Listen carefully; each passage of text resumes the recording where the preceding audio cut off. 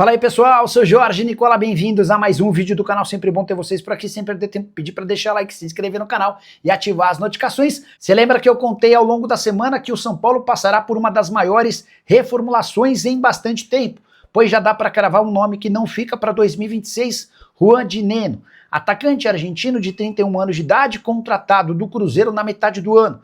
O vínculo se encerra em 31 de dezembro e ele já foi avisado de que não faz parte dos planos.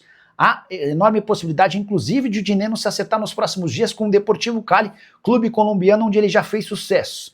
A saída do Dinenno representa uma economia mensal de 500 mil mensais, é isso que o São Paulo desembolsa com o atacante argentino, que desde que foi contratado só esteve em campo em 8 vezes com um único gol. Ele nem foi relacionado para as últimas partidas desde 5 de outubro, inclusive as 2 vezes em que foi relacionado pela última vez, nem sequer saiu do banco de reservas, partidas contra Fortaleza e Palmeiras. Para completar o noticiário tricolor, registrar que para o jogo dessa quarta-feira contra o Internacional na Vila Belmiro, São Paulo conta com os retornos de Luciano e Ferreira, recuperados de lesão, e com as voltas também do goleiro Rafael e do zagueiro Sabino, que cumpriram suspensão. Arboleda ainda é dúvida, ele se recupera de um problema no músculo adutor da coxa. Renato Rosa, boa noite, Nicola, tudo bem? O que o São Paulo precisa para ir para a pré-Libertadores? Se ganhar do Inter, já se classifica independente do último jogo? Não, Renato. Essa definição vai acontecer de acordo com os outros jogos. Por exemplo, está rolando Vasco e Mirassol. Empate até agora 0-0, quase 40 minutos do primeiro tempo. Esse é um resultado bom para o São Paulo, embora a derrota do Vasco fosse melhor. Se o São Paulo vence o Internacional e os concorrentes do São Paulo não vencem, o São Paulo entra na última rodada já classificado, podendo até perder para o Vitória. Rodrigo Madeira. Boa noite, você acha que o cenário político do São Paulo deve melhorar com a pressão que está acontecendo e o MEC deve voltar? O MEC é o Marco Aurélio Cunha, o MAC no caso, né? Vejo uma boa chance para a oposição. Rodrigão, eu acho que depende muito de como o São Paulo vai se comportar em 2026. E quando eu falo em se comportar, é se comportar dentro de campo, tá? O campo vai dizer muito sobre o que vai ser a eleição de dezembro do ano que vem. Há bastante tempo, a oposição do São Paulo é extremamente frágil no Conselho Deliberativo. Os caras têm passado vergonha atrás de vergonha nas últimas eleições com pouquíssimos votos. A situação construiu uma relação com os membros do Conselho Deliberativo que torna praticamente impossível a eleição de um opositor. Se o São Paulo tiver mais um ano muito ruim no ano que vem do ponto de vista de futebol, aí acho que dá para começar a imaginar um pouco mais de equilíbrio, mas a situação segue como favorita, tá? E o grupo da situação do Júlio Casares e companhia, eles preparam algumas boas notícias para as próximas semanas, como, por exemplo, a redução da dívida do São Paulo. O São Paulo conseguiu já reduzir, até esse momento, em mais ou menos 55 milhões, a sua dívida. E o Tricolor também imagina fechar a temporada atual com um superávit, algo que não acontece há bastante tempo. O JFP Santos, com 15 no departamento médico do São Paulo, nem precisa reforçar em 2026. Esse é o ponto, né, Jota? Tem muita gente, só de centroavante tem 3 para voltar. O Caleri, o Rian Francisco e o André Silva. Então, para centroavante, o São Paulo não vai buscar reforços. Mas o grande ponto, a virada no São Paulo, pelo menos é o que os caras imaginam, vai estar no fato de contratar jogadores saudáveis. Então, por exemplo, Matias Rojas, oferecido para o São Paulo, completamente descartado. Jogador de 31 anos de idade, que na passagem pelo River Plate jogou 8 vezes. Na passagem pelo Portland Timbers, 8 vezes. Nome fora de cogitação. Pity Martinez, 32 anos de idade, está sendo dispensado pelo River Plate. O cara não consegue jogar mais do que 15 partidas nas últimas 3 temporadas. Idade avançada, joga pouco. Outro nome descartado. Então, o São Paulo vai priorizar jogadores com saúde, nem que nem tenham tanta capacidade física ou técnica. Mas, cara, diante desse cenário maluco de todo jogo, toda a temporada tem muita lesão, eu acho até que faz algum sentido, tá? Não descobriu a arrecadação do São Paulo desse ano? E eu estava com dificuldade mesmo, já tinha mandado mensagem para uma pessoa do São Paulo e a pessoa falou, não temos nada fechado.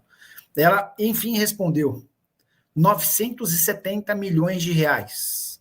É quanto o São Paulo imagina ser capaz de faturar em 2025. O número é muito bom, especialmente se comparado com as arrecadações, quer ver?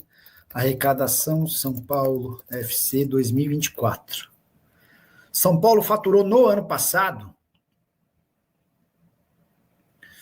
639 milhões de reais. Ou seja, o São Paulo está saltando. E só conferir se tem mais algum outro lugar essa notícia aqui, só para a gente passar. Ó. Arrecadação foi na sequência. São Paulo 639. Então São Paulo salta. Mas que ano é isso? Tá. Então São Paulo salta de 600 e... achando esse número baixo. São Paulo fecha 2024 com déficit. Espera aí. Faturou inicialmente. Estamos falando sobre o faturamento do São Paulo na temporada passada, tá? Que eu quero comparar com os 970 milhões que eu estou contando para vocês de forma exclusiva que o São Paulo estima faturar nessa temporada. São Paulo apresenta balanço de 2024 com recorde de receita. Então vamos lá. O Tricolor alcançou a arrecadação de 731 milhões de reais. Então é isso, tá? 731 milhões de reais de receita no ano passado, 970 milhões de reais de receita nesse ano. É um acréscimo de 240 milhões de reais em uma temporada. Nicola, também vendeu Deus e o Mundo. Verdade, vendeu Deus e o Mundo. Mas esse número de 970 milhões é uma informação exclusiva que eu estou passando para vocês. Nicola, quanto de dinheiro o São Paulo vai ter para contratar? Ricardo Rodrigues, esse valor não está definido e vai depender também da possibilidade de o São Paulo jogar a pré-Libertadores ou não. Se o São Paulo for para a pré-Libertadores, o investimento é maior. Se o São Paulo não for para a pré-Libertadores, o investimento será menor.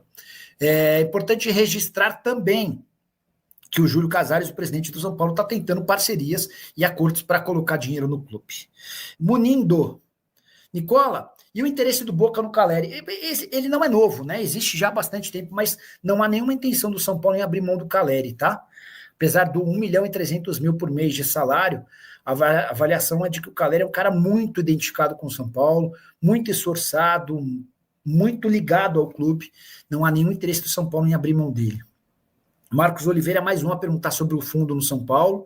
Nicola, segundo Pedro Lopes, do UOL, São Paulo negocia um fundo junto à Galápagos para investir em contratações em 26, valor inicialmente em 200 milhões de reais.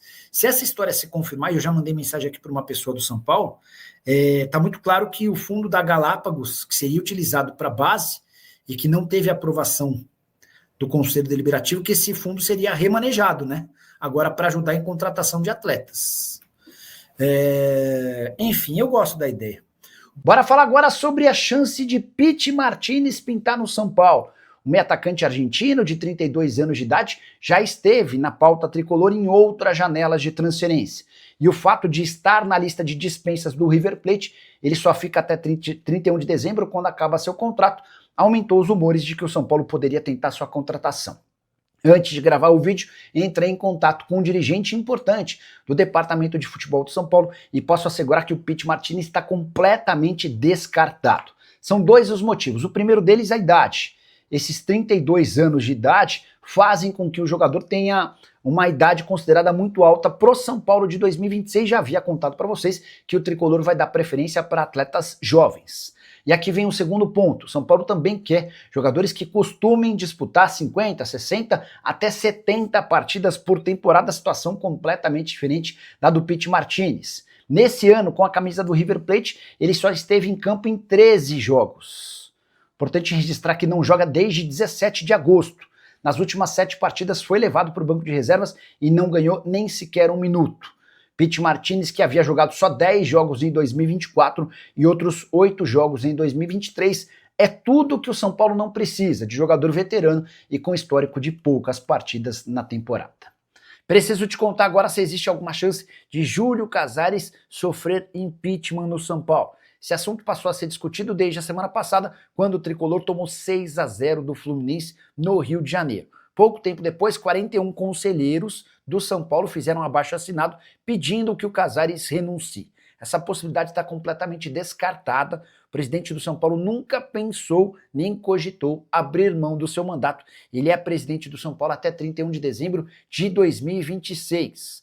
Queria contar ainda que o Casares está animado com as notícias que virão daqui para frente. O São Paulo deve fechar a temporada com redução da sua dívida total, que nesse momento é de 55 milhões de reais, além de registrar superávit pela primeira vez em bastante tempo.